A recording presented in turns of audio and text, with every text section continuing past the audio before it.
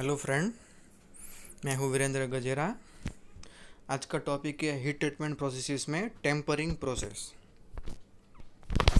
Okay, तो यह heat treatment diagram, इसमें टेम्परिंग प्रोसेस कहाँ पर होती है। तो टेम्परिंग प्रोसेस ये पूरे जोन में, मतलब इस पूरे जोन में यहाँ पर टेम्परिंग प्रोसेस होती है। यहाँ पर इस पोर्शन में जो हाई कार्बन स्टील होता है उसका प्रोसेस यहाँ पर होती है हाई टेम्परिंग टेम्परेचर पर, एंड जो लो कार्बन स्टील होता है उसका प्रोसेस यहाँ पर होता है, मतलब near about 200 degree centigrade something. And जो हाई कार्बन स्टील होता है, जो हाई कार्बन स्टील उसका जो प्रोसेस होता है वो यहाँ पर होता है, मतलब तकरीबन कुछ 550 डिग्री सेंटीग्रेड के इर्द गिर्द घूमता है उसका temperature, high tempering temperature. Okay, यहाँ पर लो कार्बन स्टील का tempering process. Harden steel are so brittle that even a small impact will cause fracture. मैंने आगे भी लेक्चर में बताया था, हार्डनिंग वाले लेक्चर में हार्डनिंग प्रोसेस तो पढ़ाया था तब, कि हार्डनिंग हम करेंगे स्टील के ऊपर तो उसमें हार्डनेस जो है वो काफ़ी बढ़ जाएगी। तो उस हार्डनेस को यदि रिमूव नहीं किया गया तो थोड़ा सा भी इम्पैक्ट पड़ेगा तो वो जो पूरा स्टील है उसको फ्रैक्चर कर सकता है। ओके, तो उसको कैसे रिमूव किया जाए तो वो इस प्रोसेस में देखना है हमको। Toughness of such steel can be improved by tempering. Tempering process से टफनेस जो है वो इम्प्रूव होगी। However there is small reduction in strength and hardness. थोड़ी सी स्ट्रेंथ एंड हार्डनेस में थोड़ी कम होगी, बट थोड़ी सी हार्डनेस एंड स्ट्रेंथ कम होगी तो सामने की साइड टफनेस जो है वो थोड़ी बढ़ जाएगी। तो जो इम्पैक्ट को सस्टेन करने की जो प्रॉपर्टी है मेटल की वो बढ़ जाएगी टेम्परिंग प्रोसेस से। Tempering is a sub critical heat treatment process use to improve the toughness of harden steel. Harden steel की टफनेस को इम्प्रूव करने के लिए टेम्परिंग प्रोसेस यूज़ होती है। टेम्परिंग प्रोसेस बेसिकली क्या करता है कि जो हार्डन स्टील होता है उसको, उसकी जो ब्रिटल वाली प्रॉपर्टी होती है उसको थोड़ा कम करके सामने के साइड में टफनेस जो है वो बढ़ा देता है। Tempering consist of reheating of the harden steel to the temperature below lower critical temperature. वो टेम्परेचर लोअर क्रिटिकल टेम्परेचर बताया है तो वो तकरीबन कुछ 550 डिग्री सेंटीग्रेड समथिंग होता है, and is held for a period of time and then slowly cooled into the air to room temperature. Similarly वही प्रोसेस है, हार्डनिंग प्रोसेस करने के बाद में तुरंत ही यह प्रोसेस करने की है।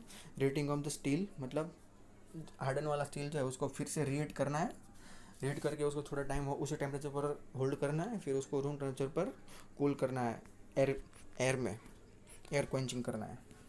At a temperature carbon atom diffused out and form fine cementite and softer ferrite structure left behind.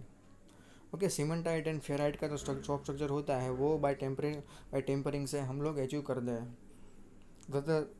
Thus, the structure of tempered steel consists of ferrite and fine cementite. The temperature are related to the function of the part.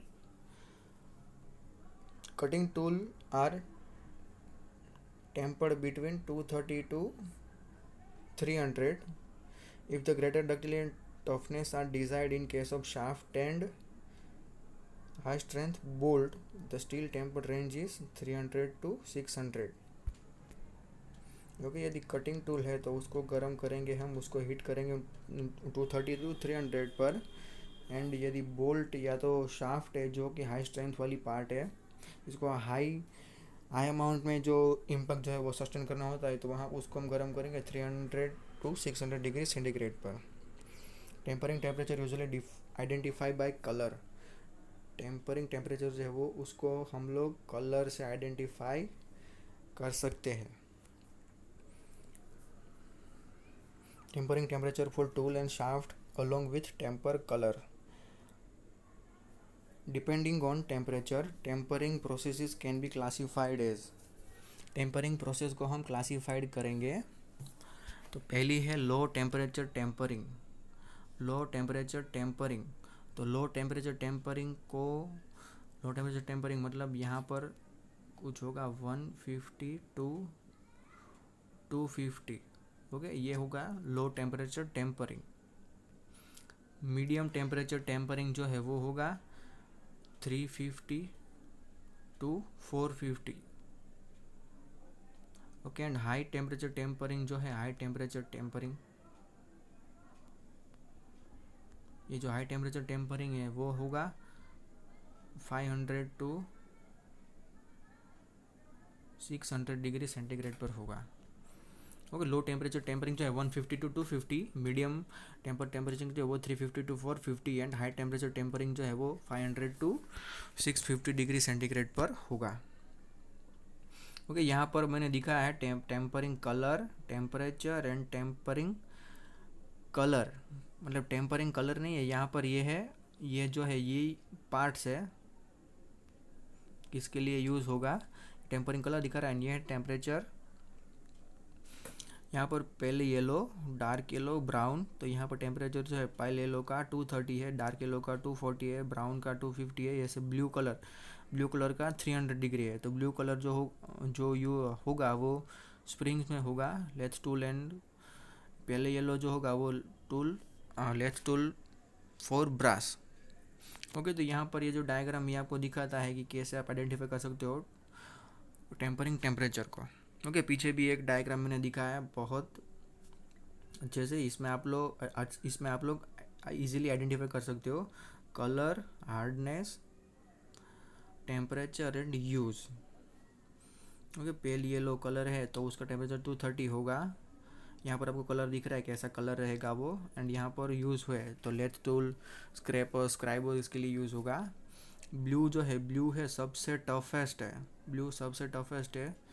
तो यहाँ पर spring, spanner and needle जो होती है उसमें toughness high चाहिए, क्योंकि उसको कंटिन्यूसली इम्पैक्ट लोड उसके ऊपर आता रहता है, तो उसमें टफनेस हाई चाहिए। तो उसका टेम्परेचर जो नियर अबाउट 300 डिग्री सेंटीग्रेड होगा। तो यहाँ पर आप देख सकते हो इस डायग्राम में कि कैसे टेम्परिंग टेम्परेचर को आप आइडेंटिफाई कर सकते हो विथ कलर के ऊपर से। ओके, तो this is all about the tempering process. यदि टेम्परिंग प्रोसेस के रिलेटेड आपको कुछ भी डाउट है तो आप नीचे कमेंट करके बता सकते हो। Thank you.